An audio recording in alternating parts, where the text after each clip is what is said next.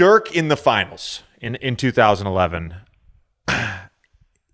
I always thought that he was a mother. I would call him a motherfucker, right? I always thought he kind of shed that soft European thing. He was tough as shit, uber competitive. But there was something about that series where you saw him like at another level. And I don't even necessarily mean like point total wise, but it was just like the toughness, the bucket getting. You had been his teammate for I think 5 years at that point. What was it like in watching him as a teammate in that series? He was not gonna let us lose. The way he prepared the whole year for it. He hated Miami. He hated LeBron, Wade, Bosh. He's never gonna say that, but he couldn't stand it. He got ready for it, man. And in that year, like even he don't talk much.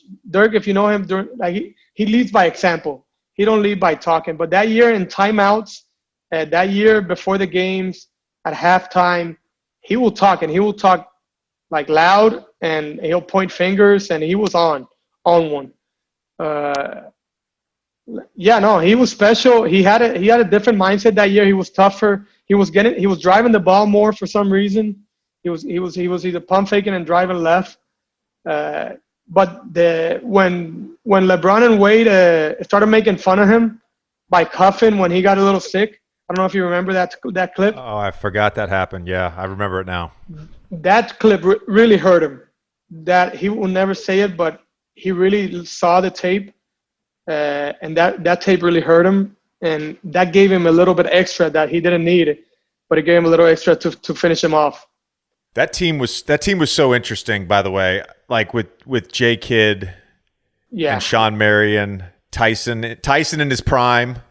It was a perfect group of guys. Oh, it was perfect. You know how hard it is to win a championship, and how special you got to be. Everybody's got to be clicking at the right time. Deshaun Stevenson was crazy, but one of the best teammates ever, and he played awesome.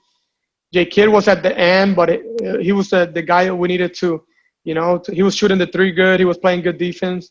And then Jason Terry couldn't miss. Jason Terry he had 23, I think, at a half in Game 6.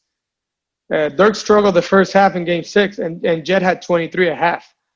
So, it was – and Tyson was a beast. If you remember Tyson was a beast in defense. Do you think even after the Lakers series that year that the Heat underestimated you? Like they just were not expecting you to do what you did? I think so, yeah. I for sure think so. I think they because they started Mike Bibby started guarding me, and Mark Bibby was done. He was old. He was slow by then, and then they put Chalmers on me. So then they started trying stuff. But at the beginning, yeah, they definitely weren't ready to guard the pick and roll.